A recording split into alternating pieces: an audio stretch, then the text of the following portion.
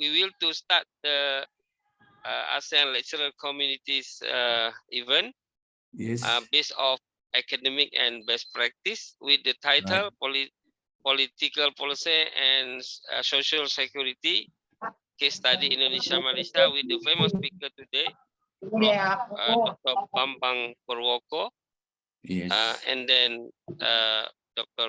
Nur Hazrina Fairuz Musa Kati from University Pertahanan Malaysia.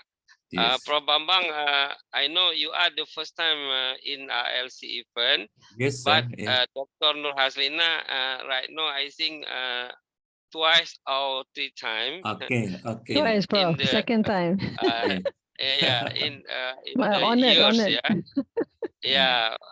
in the years. Okay, therefore, I will to inform Prof. Bambang that there is not conference. Therefore, we will to enjoy and happy with the kongsi ilmu, knowledge silaturahim. Therefore, there is 5 itinerary or 5 agenda atau 5 rundown. The first, we will to start this event with welcoming speech from me is Chairman ASEAN Lecture Committee. And the second, you can to look the short video about ALC official video, only 3 minutes. And the third, the first speaker sharing, usually who's the sharing first, we will to look the alphabet because we are the academician, right? Mr. Bambang is the early because you B, and Dr. Nur Aliza is the second because N, alphabet A to Z. Therefore, Mr. Bambang must be to share first. If you look at your name, okay? And the fourth, question answer. Therefore, the participant, you can to use chat box for question answer, but you can to use my email too for direct for me, direct to me. I mean, because there is some student not comfortable to ask our question to the lecturer. Therefore, he shared the question to my email. This is no problem. I will to read the question after the all speaker sharing. And the last closing remark. But Prof. Bambang, you must know that after the speaker sharing, there is the song by video for refreshing first. This is the different international lecture dan conference.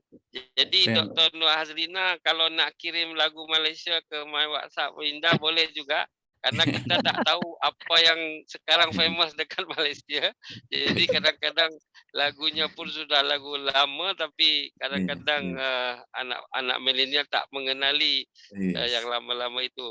Therefore, we can to use English, Malay language or Indonesia, campur-campur sikit, no problem, because we know about this language in ASEAN. Okay, ladies and gentlemen, we will to start right now with the preface. Mari kita mulai dengan berdoa menurut keyakinan masing-masing. The preface, please. Bismillahirrahmanirrahim. I invite Prof. Dr. Haji Bambang Purwoko, Sarjana Ekonomi Management, the first speaker with the topic social security. Time is yours, sir. Around 30 to 35 minutes. Yes, Prof. Yes, okay. Thank you very much, Professor Reza. I will present social security system that, as I observe, social security system is a multidiscipline between economics, law, and also solidarity.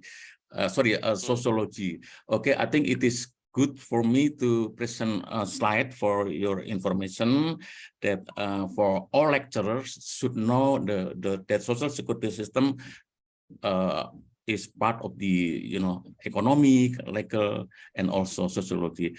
Okay, sorry, I just want to present my slides. Yes, you are the co-host right now. You can to share. Yes, okay. This is my slide. Okay, very clear. Very clear. It's good. Yeah, okay. Why is social security system to be compulsory by the law for all working people? Because many more people misunderstood that social security system as a insurance. That's the problem, you know. Social security system as a public goods like defense, immigration, so that private sector cannot organize. That's what I mean. Okay, the next is, you know, social security system includes social insurance, social assistance, and social welfare. So social insurance here is social security for the working people, for the working population that they need to contribute to the scheme, yeah, for the social risk to happen with them. Okay, in another terms of social security contribution is social security tax, yeah, because it is compulsory, it is mandatory scheme. So in United States, people never say social security contribution, but social security taxes. Okay, social assistance, it is social security for poor people. It is temporary, yeah, and then also with the limited benefit, yeah, that is income support for the poor, yeah, like cash transfer, etc., something like that. Maybe you know in the terms cash transfer. And then social welfare is social security for all residents, regardless of their poor or rich. That's what I mean. And then social security regime can be two. That is Otto von Bismarck. This is the first prime minister of Germany. Another name of Otto von Bismarck is the founding father of social insurance. So the first social insurance founded in Germany. Yeah? And then number two is Dr. William Beveridge. This is from United Kingdom. William Beveridge has the opinion to finance social security on the basis of general taxation. So if all residents pay general taxation, that includes social security, but with a limited benefit, but it is permanent. But no more countries adopted William Beveridge, yeah, only Anglo-Saxon countries. That's okay. Last but not least, maybe you heard the term social protection and social security. So social protection equivalent with a double S here, social security plus GS, job security, because job security is very important. With job security, people will have income security. Here is income security, and plus economic security. Economic security can be, you know, no more inflation, no more unemployment. So make the country being stable, something like that. So here, factor alpha is direct investment. So direct investment will create more jobs, something like that. And then the next slide is, you know, this is the value of social security in reducing poverty. First, you know, this is the ILO finding that 1 of 5 people in the world has adequate social security coverage. That's problem, yeah. And then 5 to 10% working population has social security coverage in Sahara Africa. In middle income countries, social security coverage generally range from 20 to 60% of working population. I will tell you about Indonesia. Number 4, lack of social security coverage is largely concentrated on in the informal economy or underground economy of the developing world. Yeah? You know, key success in the operation of social security, first, increases social security coverage. That's point. Number 2, reducing poverty, because every country want to be welfare state. Okay. Number 3, achievement in welfare state. Number 4 is good governance of the government. Number 5, decrease in the inflation due to the deferred consumption. This economics. Yeah? I want to cut your payroll, Prof. Reza. You will enjoy benefit in the future. That means deferred consumption. The next challenges. I'm not saying a problem. The challenges on the extension of social security coverage in the world in the 21st century, aging population. Prof. We are being aging. In Indonesia, the definition of aging starting from age 60. Yeah, in Indonesia, I don't know in Malaysia, but in Western countries, 65 until 70. But Indonesia is 60. So number 2 is deficit payment of benefit and less incoming taxes. Because what? Because aging population is more, but young population is less. That's what I mean. Number 3 is no political will of the government. No political will of the government. Number 4, economic contraction and lacks of employment. That's the point. I think we will have problems with the adoption of Industry 4.0 that in manufacturing sector, that manual workers will be replaced by robotics. That means labor will be decreasing. That's the point. Number 4, the impact of robotic use, as I told you before, in the industrial manufacture on social security, decreases in the coverage of working population. And then number 6, the impact of privatization. So I think you heard that I'm salute in Malaysia that lump sum benefit will be replaced a little bit by periodical payment, because the definition of social security is the replacement of income of the people because of loss of job, etc., etc. So if you don't need to have lump sum benefit, it is the private area of insurance. Number 7, lacks of working people complying with social security law. And then the next is the 9 problem in practice of social security. It is what we call impact of insurance fraud can be regarded that it is to happen with social security.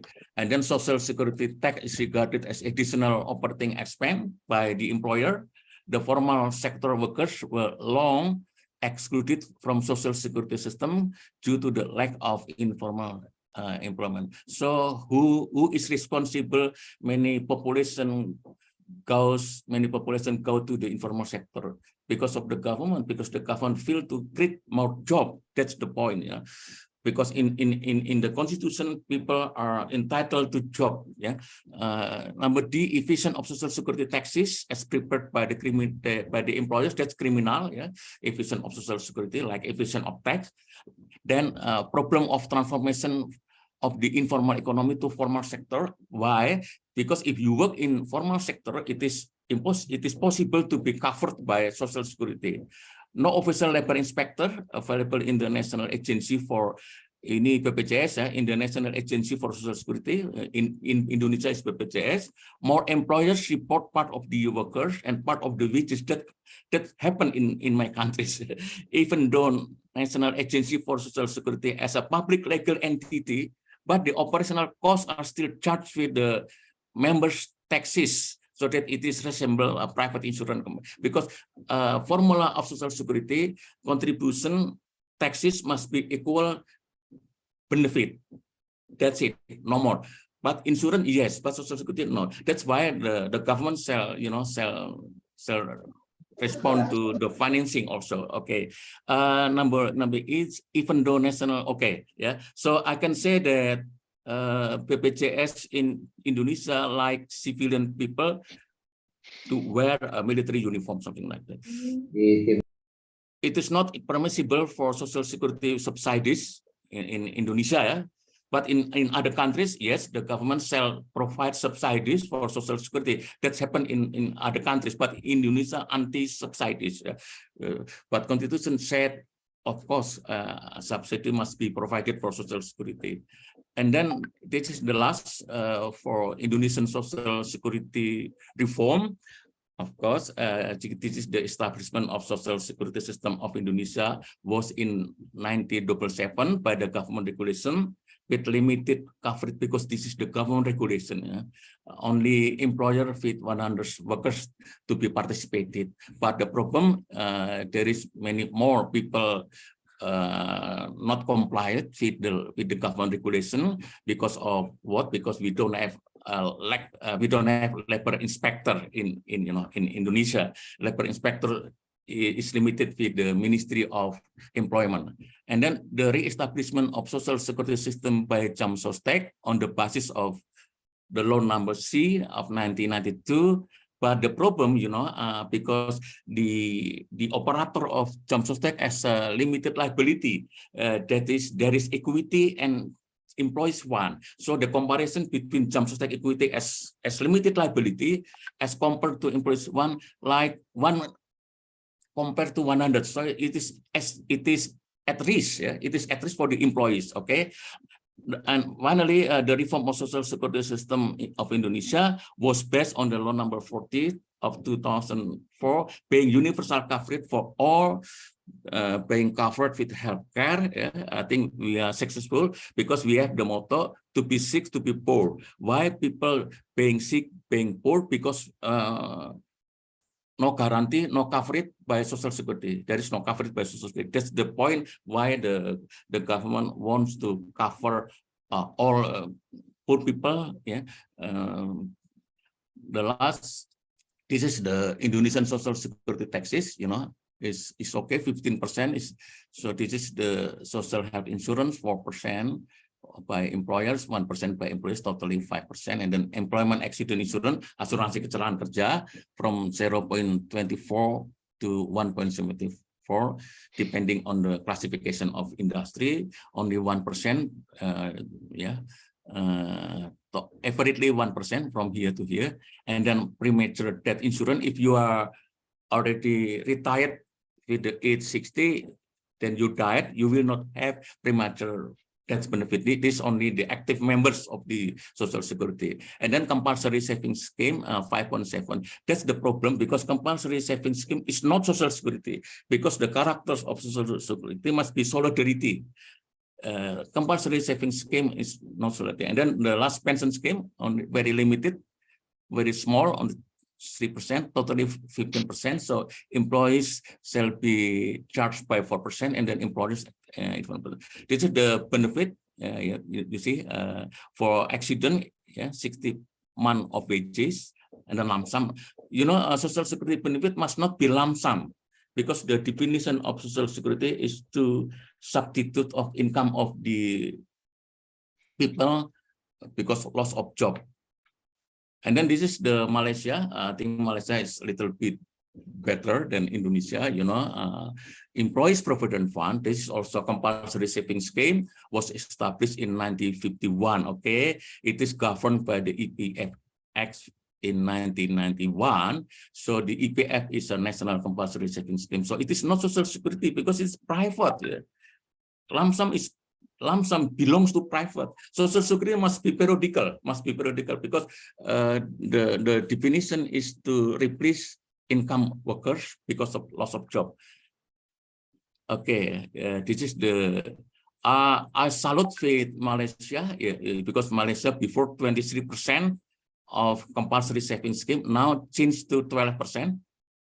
Only 3.67% for provident fund. That's lump sum. That lump sum benefit, providing lump sum benefit by paying 3.67%, and then employer contribution is 8.33%. This for pension scheme. So I think it is a progress for Malaysia to have a pension scheme. Yeah, because before no more pension. I can prove that there is this is the contribution rate in Malaysia from 1952, 10, then from the last 2004 to 2009, paying 23%. Yeah, then 2020 to be cut with by paying 12%, as I mentioned before. So only 12%. That's good, I think.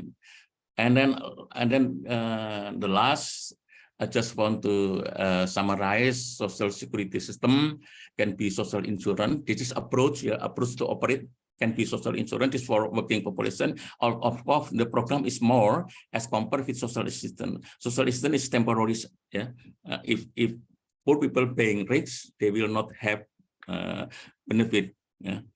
This is income assistance, housing support, but this is social welfare, provision of cash for the elderly, provision of cash for the children, and provision of cash for the. This is rather permanent as compared to social assistance. Social assistance is temporary. Yeah. As far as they are poor, okay, the government will guarantee the benefit. And then the last is welfare state. Yeah, okay. So I just want to explain dust line as two-way reciprocal relationship, and strike line here is part. Yeah. So social security is part of social protection. If the country is well, no more social protection, just social security. But if the country is volatile, like economic volatile, etc., so we need social protection. Employment security is also part of social protection. Income security is also part of social protection. Indonesia has a problem with UMK, ya, minimum wages, ya, is big problem. Also economic security, no inflation, no we call it stagflation, no inflation, no unemployment. That's mean problem for economic security. Also part of social protection. Here must be reciprocal relationship, because economic security supports social security also support economic security. Then the last, how to manage risk, because I'm teaching risk management. Okay, how to manage risk in social security system. Yeah, so social security at risk when people are not comply with the law. Yeah, social security is at risk when working people do not comply with the law. Okay, this is the employment security. It is the same. Job security is at risk when many employers did labor layoff, PHK. That's a risk. Yeah. Also, income security is at risk if there is inflation. Yeah, inflation. Economic security is at risk if there is stagflation. That means inflation and unemployment. We call it stagflation. Added with forex rate risk. Okay, that's the problem. Last but not least, I think we need infrastructure, Prof. Reza. We need infrastructure. Okay, so in order social protection run better, we need to have hospital. Yeah, it is the responsibility of the government. We need also labor market. Indonesia has no labor market, so people looking for job depend on. If they are lucky, they are being manager. If not lucky, being staff, etc. We don't have labor market. We have already independent for 77 years, we have no labor market. Also, okay. Also, this government must be powerful. If the government in many countries, like like Prime Minister of Australia, Prime Minister said social security. That's the point. Yeah. So people complain or not depend on the first. Depend on the first people. Let's say President and Prime Minister. If President and Prime Minister said social security is important, then finish. But I don't listen, I don't hear our President saying social security. That's the point.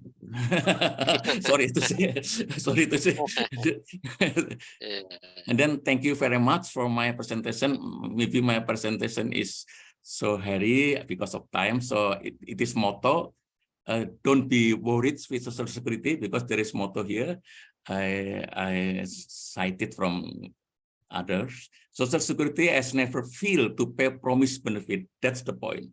Number two, even if social security completely run out of money, as it is projected to do in 2034, the incoming payroll taxes will be enough to cover 70% of promise, because in United States, more elderly. That's what I mean.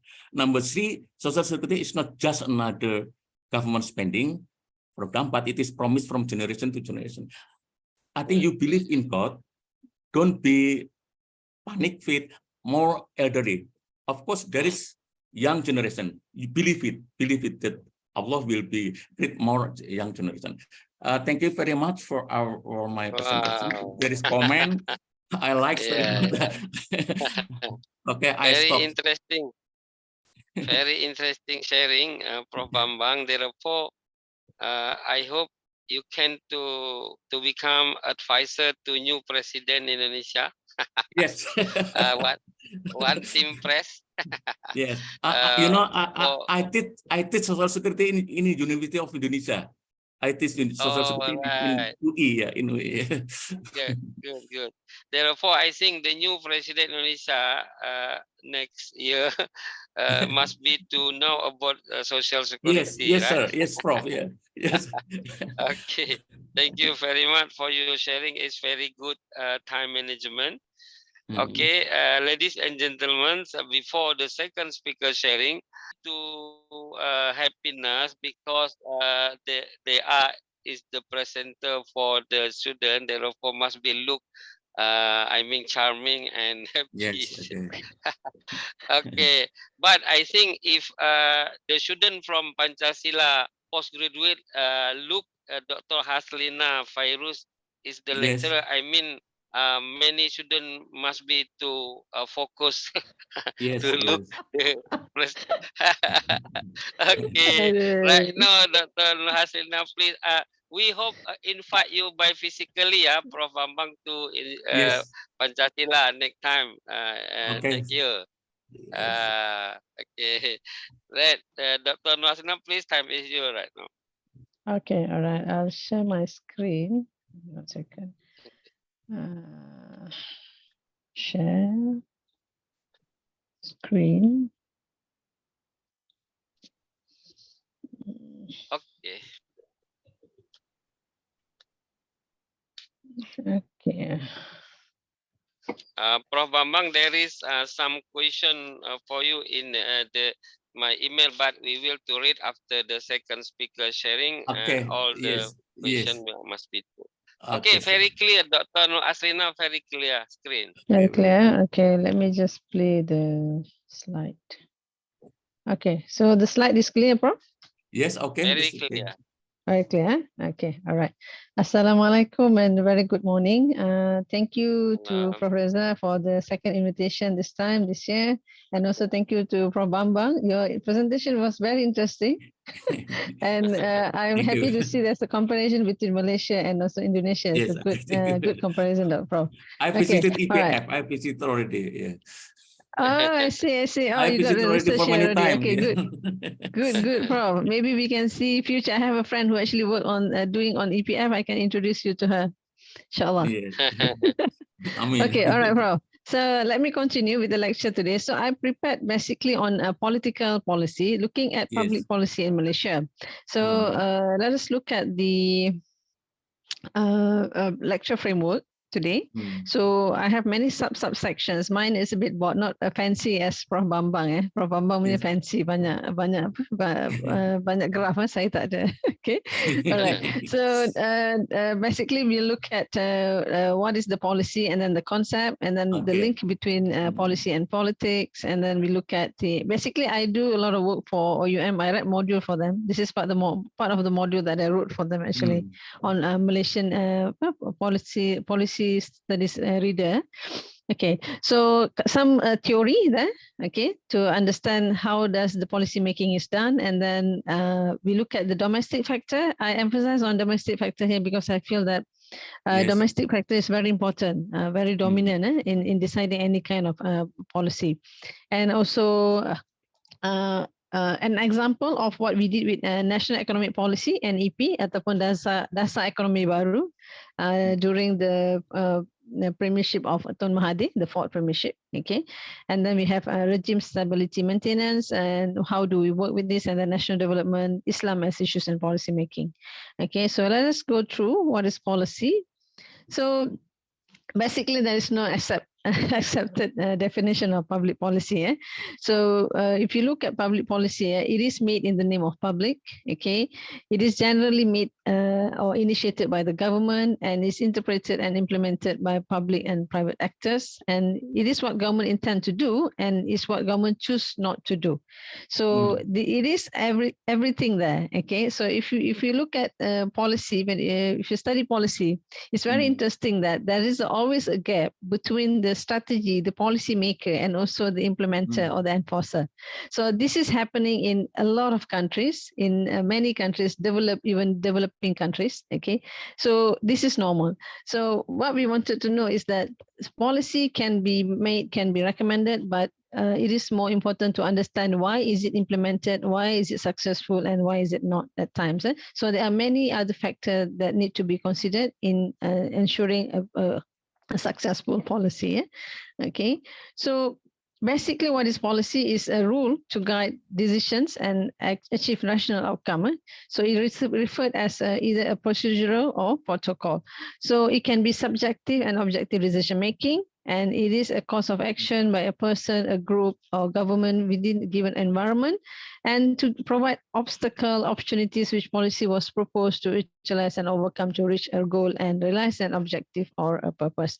So basically, when you talk about policy, it is a very meticulous process from the moment you draft the policy, the moment you key in all the plan and programs to ensure the successfulness of the policy, and finally how do you actually analyze them, and finally how do you actually recommend how to improvise better. Okay, so it is an ongoing process, and there is no perfect policy, so it's always an error and try and error. Okay, all right. So the concept, I will not go much into this because I think I have mistakenly prepared many slides. I think Prof. Reza, I have about what, 30 minutes, is it? No problem. 15 minutes. No problem. Okay. Saya bila saya tengok masa tu, tersilap, ingat 1 jam. Saya pun buat slide banyak. Okay. Now you are 30 to 35 minutes, no problem. Okay, all right, bro. I'll try to emphasize on the importance one. So I can share the slide with you. Maybe the students or academics who wanted to read, they can actually read them. No problem. Okay, so basically, when you talk about policy, we always talk about politics. Okay, how policy is being politicized. Okay, what is the outcome of it? So basically, we need to know. When you talk about policy is an instrument, okay, to achieve political objective. Yes. Okay, so either it's going to be good or is it going to be bad? Okay, is it going to be successful or is it going to be ineffective? So there's many other factors that we need to key in. So when you make a policy, when you create a policy, there is a lot of things that you need to accommodate. For example, now I am working on a grant to do a civil military coordination framework, a policy paper for disaster management in urban Kuala Lumpur. There are so many factors that we need to take into account, other than the stakeholder, the responder, the people on the operation side, and also the best practice from other countries. So I went to Japan, I went to Thailand to learn how good is their urban disaster management. Come back, I need to check with this is me academics doing the job. The policymaker must have bigger tasks at their hand. So we can imagine how meticulous, how difficult is the process of coming up with the policy itself. So when you talk about policy, it usually suggests order. Okay, you wanted to see a system. So basically, when you have policy, it is about system and consistency. Okay, so basically, for example, the policy of water authority, for example, to extend its supply network may be a variance with policy with planning authority to contain geographical spread of the city. So in Malaysia, for example, when you talk about water policy, we have 5 different ministers. Okay, so this is how complicated for each stakeholder to ensure what they want would be there when you wanted to create one policy or one framework that works for the country or for the city. So you can actually see such inconsistency in major policy problems. Okay. All right. So policy implies authority. Yes. Okay. It is an authorized decision maker. Okay. That can endorse a policy. So it needs an authority to legitimize it. So since I'm in the field of disaster management or disaster studies, I really salute Indonesia. You already have a disaster law, which is good. Okay. We Malaysia are still in the midst of drafting and enhancing the existing MKN 20, Majlis Keselamatan Negara 20, which is a directive. We do not have a legitimate or authorized framework to actually work. So hopefully we can actually learn from Indonesia as well. How do you actually create your disaster law? Okay, so coming back to this policy. So basically, when you have such authority, for example, you can actually authorize people to, like ministers, general managers, or anyone in the line to do what the policy meant to achieve. So if you do not have authority, if you do not have a good policy flow there, it will actually fail. It will fail tremendously. Okay, and the people, especially the citizen, will point their finger to the government. So I hope I already managed to explain how difficult is the process of making a policy. All right. Okay. So All right. So it's a process of governing some problem area, okay, to look at knowledge and the problem and the solution. So basically, we already have the knowledge and we have the problem. So it's about integrating the existing knowledge to solve the problem and possibly finding the right solution. This is the flow of any kind of policy.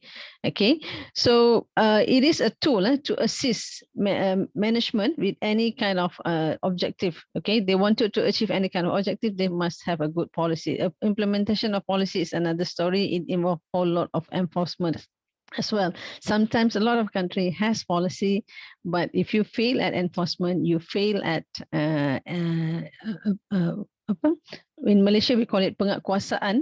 Is very important. Penguatkuasaan in the undang-undang atau penguatkuasaan policy sangat-sangat penting, because if you do not have that, that is the key to ensure the success of the effective of the policy.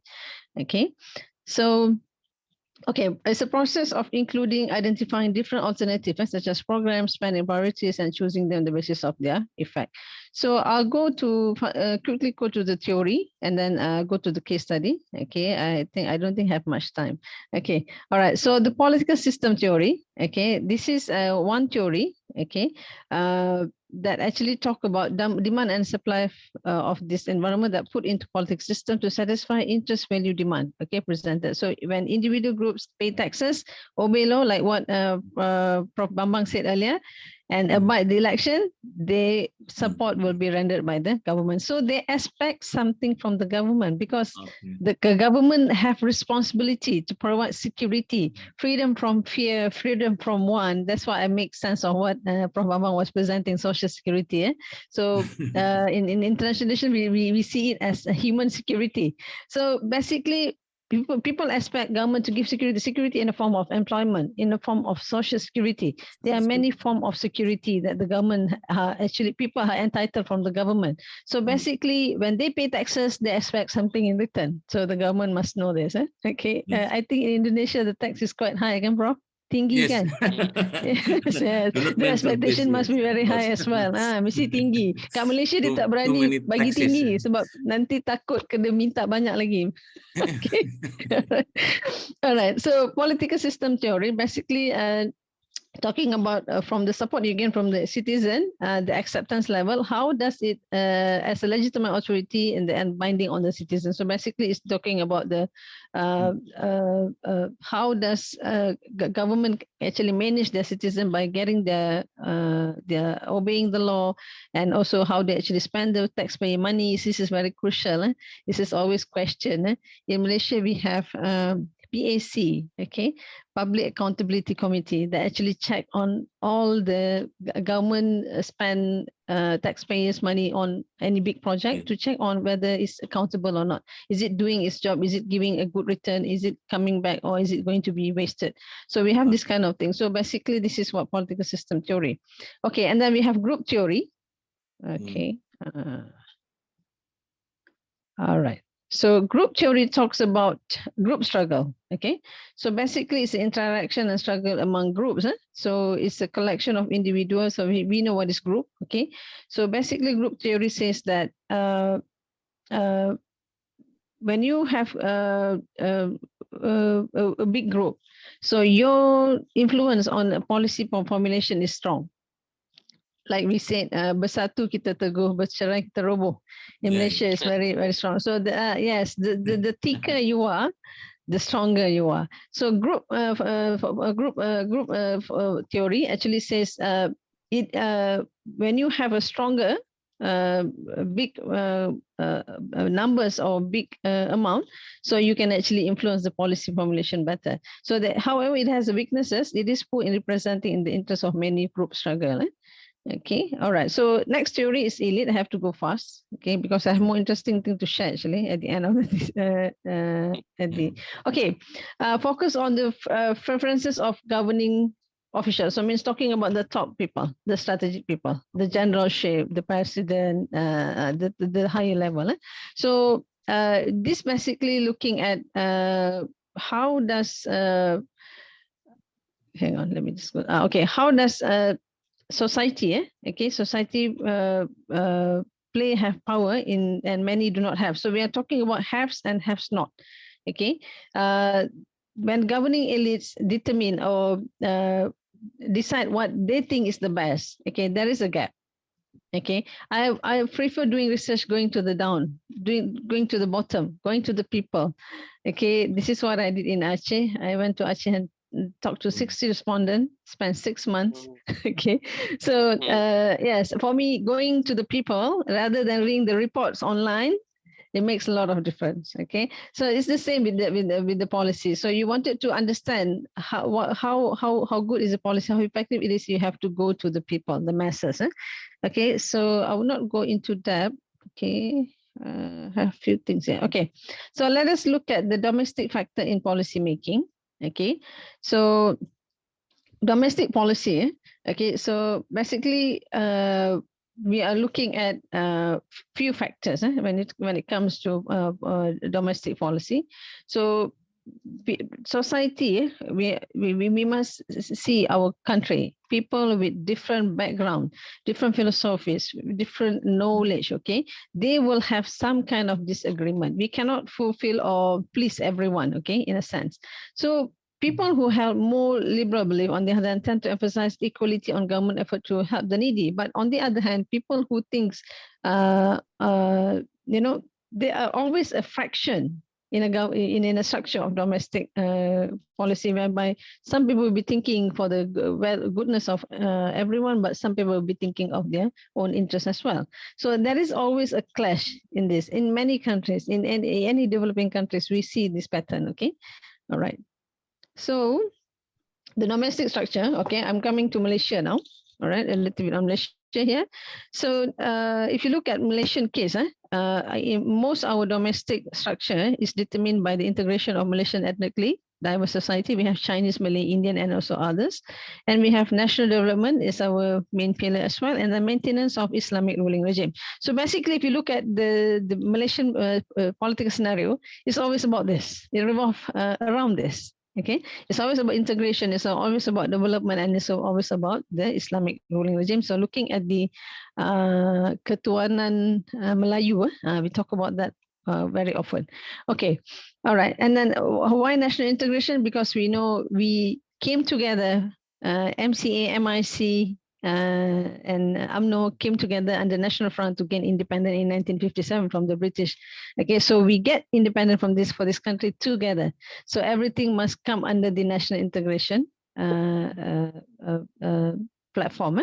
Okay, so basically, if you look at the national integration in Malaysia, okay, so it is about ensuring there is no division between the racial lines. Okay, talking about the politics, talking about the socio-economic well-being, talking about the national income or the wealth. Okay, so basically national integration is very important. Why we had issues with national integration is that in the earliest account, when the British was here, they actually settled the people in Malaysia by Malay in certain connected to certain economic activities, the Chinese, the Indian. Okay, so when we wanted to create any kind of policy without national integration, the policy would not be successful, especially in a multi-ethnic society.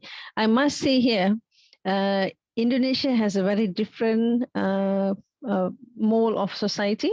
It is called melting pot. Okay, melting pot means like when you cook curry, you have chicken, you have potato, you have everything in a pot and make a curry. But if you are actually looking at Malaysia, we are salad bowl. Salad bowl, you have in one bowl, you have everything. You have lettuce, you have tomato, you have the sauce. But we need the sauce to come together. We need to taste the sauce and make it work for all of us. So it's a bit difficult process, but I believe in a country like Indonesia, Thailand, it's easier because the concept of nation building is different. Okay, all right. So because of what British does to us by dividing the race according to the academic activities, so we have issues. We have issues with the with that what we call as the Chinese are really into their activities, the Malays are into their activities, and or the Indians are into really their occupational activities. So what we came up with the brick settlement policy, whereby 1.2 million people in 558 urban centers called new villages. This is also a part of our psychological operation in Malaysia to ensure there's no connection between the insurgents. Okay, all right. Okay. So as I said, the three parties, UMNO, MCA, MIC, presented the Malay, Chinese, and Indian. Then they become a government in 1955. Okay, so let us look at. Okay, so if you look at the difficulty in Malaysia in achieving a policy, the competitive championing of benefits of basis of race become the weapon of choice by political party within the alliance and opposition.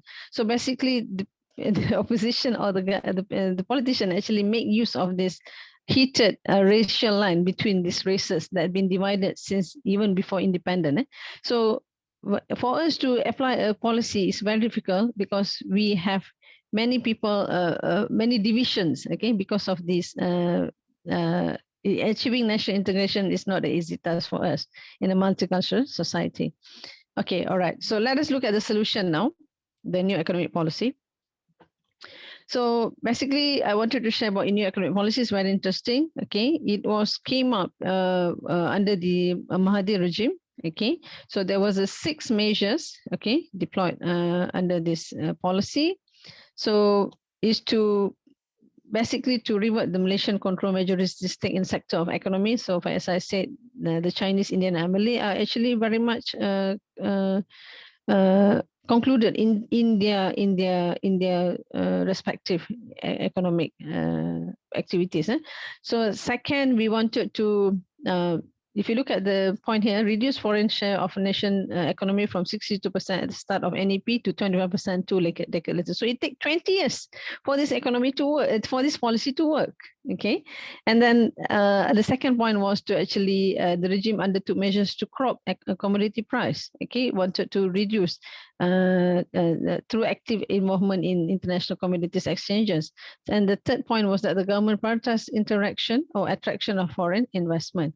So on the fourth point, the government actually sought to create new foreign market for Malay product and also services, as well as expand the existing one. For example, in 1970, the manufacturing sector accounted for 13% of Malaysian GDP, which is the single largest sector at 38%.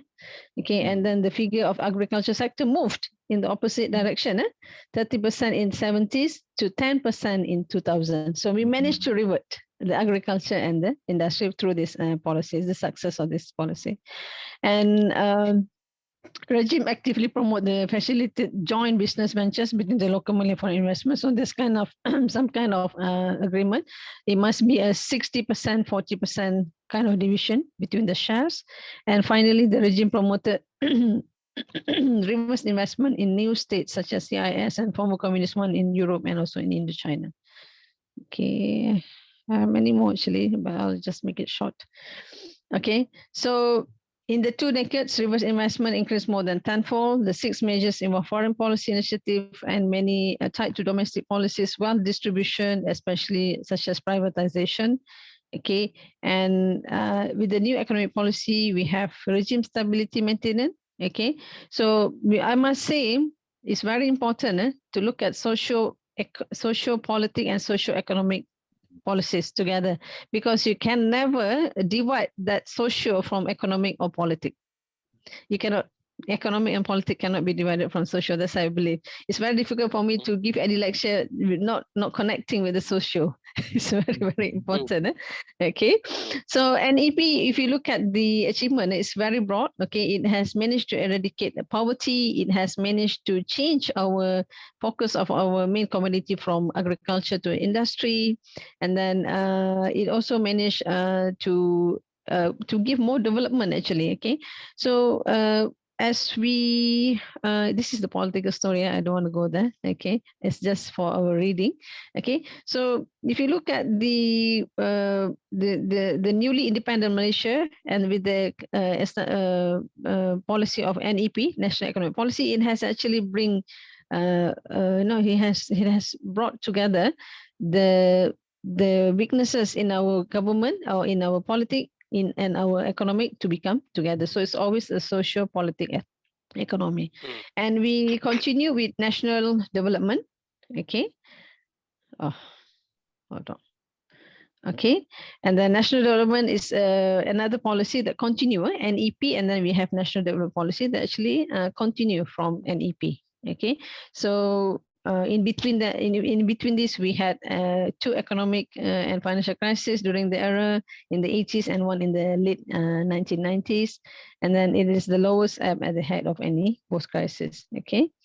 So finally, we can actually say that the nexus remained between Malaysia's development and national growth. So the miracle achieved was that Mahathir's formulation, modernization, industrialization, liberalization, and privatization of the nation's economy. Another issues that I would like to highlight before I end my lecture today is about Islam. Islam has always been the other side of the coin in Malay politics. Okay, so if you look at the Malaysian politics, Malaysia has the longest serving government, 60 years. Okay, and it was recorded somewhere because we have only one party ruling the country for 60 years. Okay, so and in 2018 everything changed. We have the opposition coming in, and then we start seeing more different kind of pattern coming in, and then we are now seeing the opposition becoming the government. People slowly analyzing and adapting to the changes. Okay, so Islam has been very important. Okay, because it was stated in our constitution. What defines Malay is that being Muslim, speaking Malay, and practicing the Malay customs. So it's very general, and anyone that do this is part of the country, the Muslim part of the country. So basically, we are talking about how important is Islam in Malaysia, and now we see UMNO. UMNO is not the majority anymore. Okay, under Barisan Nasional, now we see a big changes. BN is together with PH ruling the country as the new government after the last month election.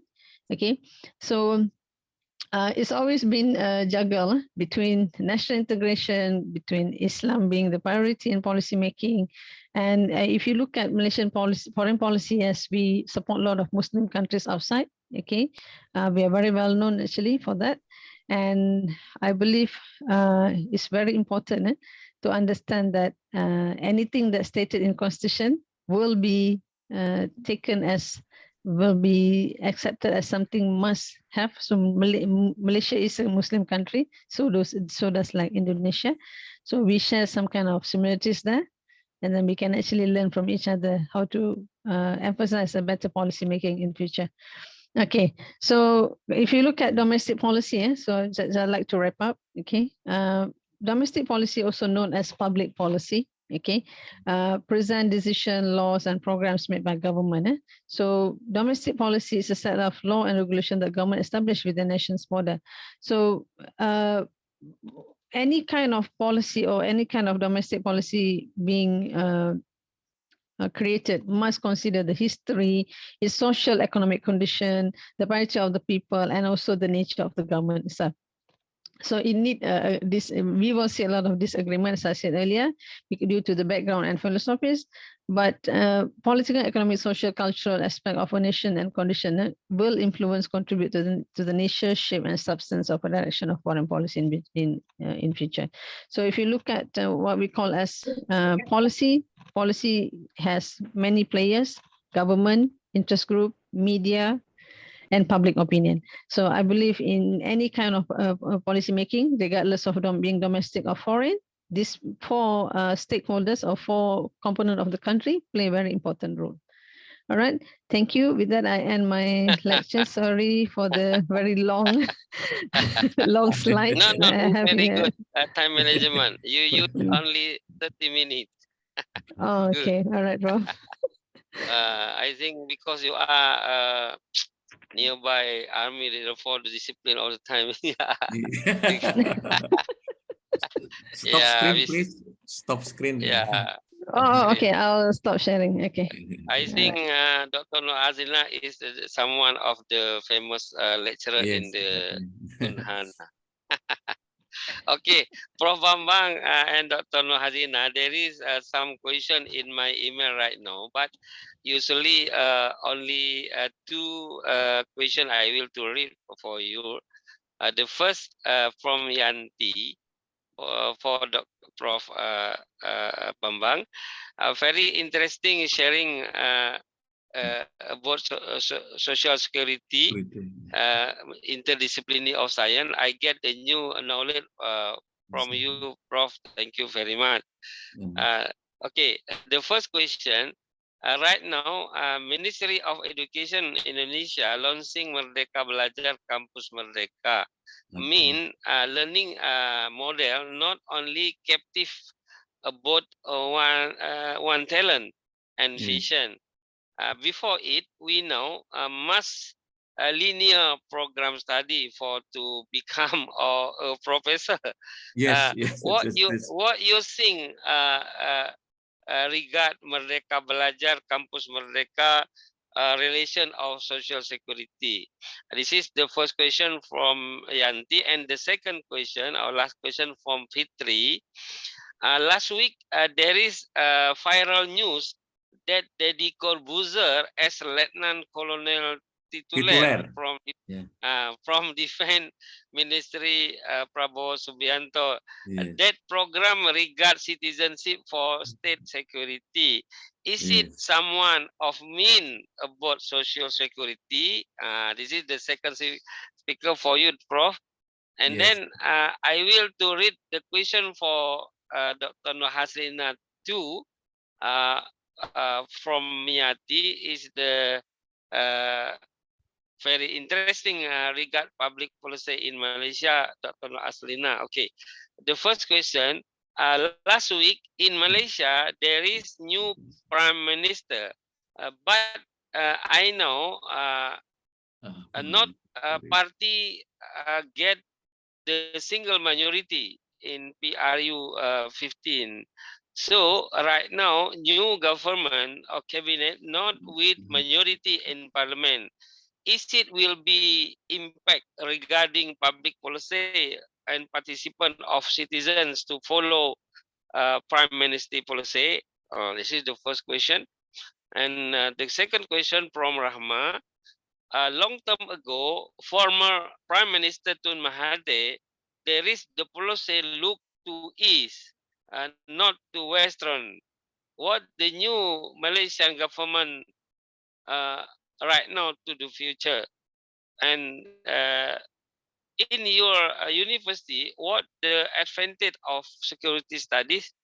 This is the question for Dr. Asina. First, Prof. Bambang answer around 5 to 6 minutes, please. Yes, thank you very much. I just want to respond to any question associated with Lieutenant Colonel Titular. I think it is Maslow. Yeah, do you remember it is Maslow that we have that human being needs several like something like that. Yeah. Me as professor is equivalent with major general. I want to have major general titular, something like that. But I think why must be celebrity? It could be someone else or lecturer can be awarded to Lieutenant Colonel titular by observing many more research papers. So I agree, many more research papers. I think the point.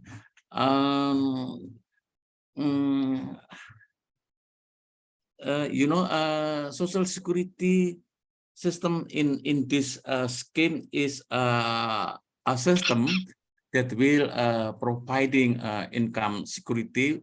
Let's say if you are loss of job, then you will have a benefit from social security because you have paid taxes for loss of job, something like that. So you know that the unemployment benefit must be made periodically because you accept salary, you receive salary periodically, not lump sum. But the privatization of social security must be all lump sum. That the influence of insurance. So I just want to to stress on that Social Security remains to be Social Security. We refer to the ILO Convention number 102 1952, that Social Security must be periodical because what? Because let us refer to William Beveridge that Social Security is an income substitute for anyone, for those having loss of job. That's the point. If the government, because our government has been influenced by privatization policies, so pension system of the civil servant will be changed to lump sum. Pak Reza, if you receive lump sum, let's say 3 billion rupiah, I think you have many friends will be coming, but your experience is salaried workers. Your experience as salaried workers, not as business entity, not as business entrepreneur. So maybe 3 billion rupiah we lost in a month, something like that. That's the point. So it is very dangerous, yeah, because we receive 5 million a month, then you suddenly receive 3 billion rupiah because of retirement. It is dangerous. It is very dangerous. Many more friends coming just to join business, but they don't have business experience. That's what I mean. Thank you very much. Okay, Prof, there is the question in the chat box too for you and for Dr. You can to read in the chat box. I don't know how to read. Okay, I will to read I think for it is you. turn of Dr. Nurzalina first to respond. Yeah. Okay. Dr. Azrina, you can to answer the two question and another question in the chat box, please. Okay, Prof. I got the first question, but not the second one. The second one was asking about Tun Mahathir's policy. The first question.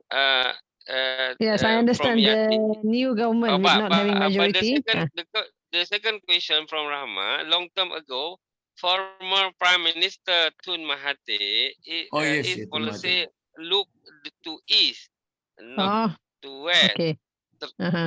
What the new Malaysian government right now policy to the future? Itu dia kata. Okay, alright. Baik.